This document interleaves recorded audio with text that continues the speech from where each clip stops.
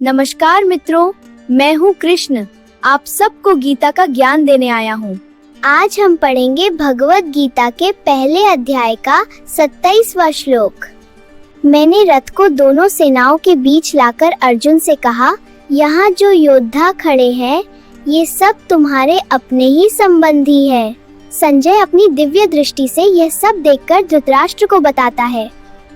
तान् समीक्षया स कौन्तेय सर्वान् बन्धीन् अवस्थितान् पर्याविष्टो विहिदन् इदमब्रवीत्। अर्थात अर्जुन को प्रमुख योद्धाओं में अपने ही गुरु और परिवार नजर आते हैं। उसे वहाँ पिता, ताऊ, मामा, भाई, पुत्र, पोथा और मित्र सब दिखते हैं। इन सबको एक साथ देखकर उसके मन में करुणा जाग उठती है और अब वह अपनी बात मुझसे कहने के लिए तैयार होता नजर आता है।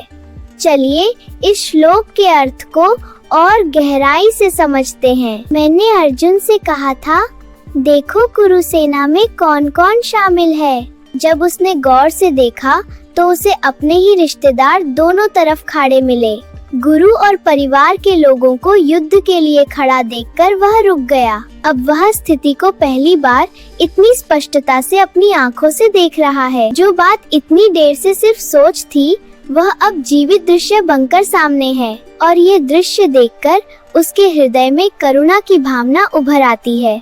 अब इस श्लोक को एक सरल उदाहरण से समझते हैं। सोचिए, एक नेता पहली बार बड़े मंच पर भाषण देने जा रहा हो। सालों से तैयारी की है, पर भीड़ को देखते ही नए भाव उभरना शुरू हो जाते हैं। यही स्थिति अर्जुन की भी थी जब उसने अपने अपनों को युद्ध में देखा। याद रखिए, तैयारी चाहे सालों की हो, असली परीक्षा सामने आने पर होती है। वास्तविक पल आते ही भावनाएं उभरती है और मन डोल उठता है।